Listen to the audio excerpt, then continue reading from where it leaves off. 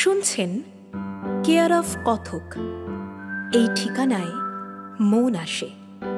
হ্যাঁ, যন্ত্রযাপনের শব্দ দূষণে বা নাগরিক ব্যস্ততায় ক্লান্ত মন।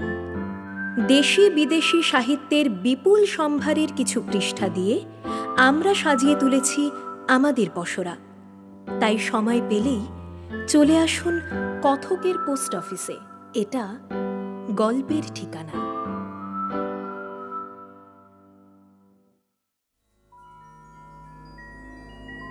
কেয়ার অফ কথক চ্যানেলে এই পর্বের পাঠ নীলাশিস বসুর লেখা একটি শিহরণ জাগানো গল্প।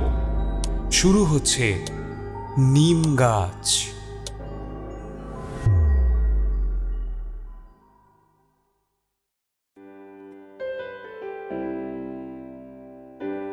গাছটা কাটতে মন চাইছে না বিমলের। এত পুরনো নিম গাছ, এত বিশাল যে গোটা চত্বরটা তার ছায়ায় ঢেকে যায়।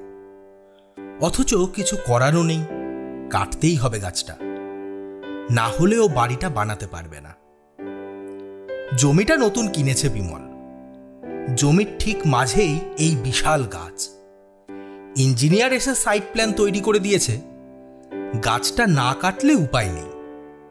লোক লাগিয়ে দিল বিমল। গাছটার যা আয়তন, কাটতে সময় লাগবে। একদিকে অবশ্য ভালো, নিম কাঠ বেচে কিছু টাকাও চলে আসবে হাতে। চাইলে ওই কাঠ দিয়ে কিছু জিনিসও বানিয়ে ফেলতে পারে। প্রথমেই গাছের ওপর দিকে ছড়িয়ে থাকা ডালগুলো কাটা শুরু করা হলো। কি বিরাট বিরাট ডাল! আর গুড়িটা তো প্রায় 10 জন মানুষ গোল হয়ে ঘিরে ধরলে তবে সেটার আয়তনের নাগাল পাবে। প্রথম দিন কয়েকটা ডাল কেটেই হাঁপিয়ে উঠল কাঠুরেরা। পরের দিনই ঘটল আশ্চর্য ঘটনাটা। মগডালের দিকটা কাটতে যাওয়ার সময় অদ্ভুত আওয়াজ শুনতে পেল তারা। একটু অবাক হয়ে গেল। আওয়াজটা কেমন কর্কশ, কিন্তু মনে হচ্ছে কেউ করুণভাবে আর্তনাদ করছে। তারপরেই একটা জোরালো হাওয়া এসে এমন তাণ্ডব শুরু করলো, গাছের ডালগুলো এত জোরে দুলতে লাগলো, ওপর থেকে প্রায় পড়ে যেতে যেতে কোনো রকমে বাঁচল 2 কাঠুরে। নিচে আরো যে 2 জন ছিল তারা কিছুই বুঝে উঠতে পারছিল না। কোনো রকমে নিচে নেমে এলো ওপরের 2 জন। নিচে নেমে বিশু কাঠুরে বলল, এই গাছে অভিশাপ আছে, কাটা ঠিক হবে না, বাবুকে খবর দিতে হবে। খবর পেয়ে বিমল এসে দেখে কাঠুরেরা হল্লা করছে নিজেদের মধ্যে। আরে কি হলোটা কি, সমস্যা কোথায়? ওদের থামাতে বলে উঠল বিমল, এই গাছ অভিশপ্ত, আমরা এই গাছ কাটতে পারবো না, প্রেত আছে এতে, প্রেত আছে বলে উঠল বিশু কাঠুরে। হেসে উড়িয়ে দিল বিমল, ধুর পাগল, প্রেত আবার কি? যদি থাকেও দিনের বেলায় কি সেসব থাকে নাকি? হাওয়া দিয়েছে আর তোরা ভয় পেয়ে গেলি? কিচ্ছু হবে না, আমি আছি, কাট তোরা। ওদের অভয় দেওয়ার চেষ্টা করল বিমল। না করেও বিমল একটু বেশি টাকা দেবে বলাতে আবার ওরা গাছটা কাটতে রাজি হলো। নিচের দিকের কয়েকটা ডাল কাটা হলো নির্বিঘ্নে। সন্ধ্যা হয়ে আসছে, দিনের আলো প্রায় নিভু নিভু। একটা ডাল আর কিছুটা কাটা বাকি। এমন সময় একটা মৃদু কর্কশ আওয়াজে ছেয়ে গেল চারিদিক। অবাক হলো বিমল। কাঠুরেরা ওখানেই যন্ত্রপাতি রেখে দৌড় দিল। বিমল অবাক হলেও ভয় পায়নি। ও ভালো করে দেখতে লাগলো গাছটাকে ঘুরে ঘুরে। কর্কশ আওয়াজটা আবারও হলো। করুণ আর্তনাদ সেই আওয়াজে মিশে আছে। এবার গাটা একটু ছমছম করতে লাগলো বিমলের। কোথা থেকে এই আওয়াজ আসছে বুঝে উঠতে পারছে না সে। সন্ধ্যা হয়ে গেছে। গাছের ছায়ায় পুরো জায়গাটা নিকষ অন্ধকারে ডুবে আছে। একটা মৃদু কর্কশ স্বর শুনতে পেল বিমল। কেউ যেন বলছে, আমাকে মারিস না। আর ফুঁপিয়ে ফুঁপিয়ে কান্না ভেসে আসছে। এবার সত্যিই ভয় পেল বিমল। কে বলছে এরকম? কে কাঁদছে? মোবাইলের ফ্ল্যাশটা জেলে চারিদিকে তাকালো। কেউ কোথাও নেই। আবারও একই আওয়াজ আর কান্নার শব্দ। বাতাস আর নেই। অস্বস্তিকর চাপা গুমোট একটা আবহাওয়া চারিদিকে। কোনো হাওয়া নেই, অথচ গাছটার ডালগুলো আশ্চর্যজনকভাবে দুলছে প্রচণ্ড বেগে। জেগে উঠছে যেন গাছটা।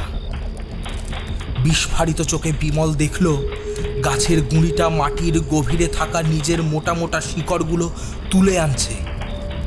অনেকটা পায়ের মতো ভর দিয়ে দাঁড়িয়েছে সেই শিকড়ের ওপর। দুই পাশের দুটো ডাল এসে আচমকা জাপটে ধরল বিমলকে। বিমলকে ধরে অনেকটা ওপরে তুলে এনেছে ডালগুলো। আর সেই মৃদু কর্কশ আওয়াজটা এবার এত জোরে জোরে শুরু হয়েছে যেন কান দুটো ফেটে যাবে ওর। মারিস না, মারিস না আমাকে, আমাকে মারিস না, আমাকে মারিস না, আমায় মারিস না। এক টানা সেই কর্কশ স্বর বলে চলেছে। সেখানে আর আর্তনাদ নেই, কাকুতি নেই, আছে নির্দেশ। এত জোরে বিমলকে চেপে ধরেছে ডালগুলো যেন ওর হাড়গোড় সব গুঁড়ো হয়ে যাবে। তারপরে এই ডালগুলো আছড়ে ফেললো ওকে মাটিতে। অজ্ঞান হয়ে গেল। যখন জ্ঞান ফিরল, ভোরের আলো পুরোপুরি ফোটেনি। পূব আকাশ ফর্সা হতে শুরু করেছে সদ্য। পাখিদের কিচিরমিচিরে গাছটা ভরে গেছে। ধীরে ধীরে চোখ মেলল বিমল। পুরো শরীরে অসহ্য যন্ত্রণা। কোনো রকমে তাকিয়ে দেখল গাছটা অবিকল যেভাবে ছিল সেইভাবেই আছে।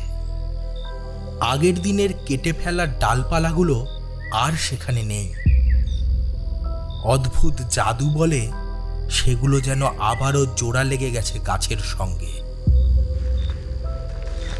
কোনো রকমে উঠে বসল বিমল। শরীর জুড়ে বিষ ব্যথা। নড়ার ক্ষমতাও ওর নেই। উঠে দাঁড়ানোর চেষ্টা করল, পারল না। টলতে টলতে আবার পড়ে গেল সে। আবারও জ্ঞান হারালো বিমল।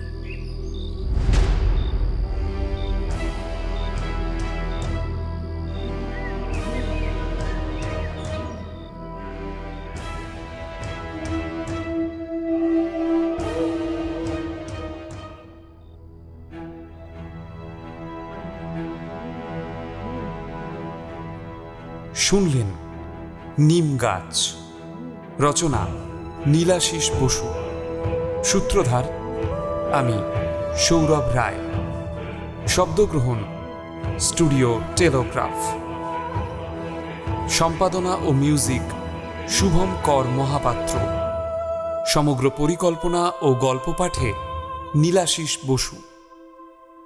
আমাদের উপস্থাপনা ভালো লাগলে চ্যানেলটি সাবস্ক্রাইব করুন। কমেন্টে জানান আপনার মতামত। ফিরে আসছি আগামী সপ্তাহে এই গল্পের ঠিকানায়। ভালো থাকুন। ধন্যবাদ।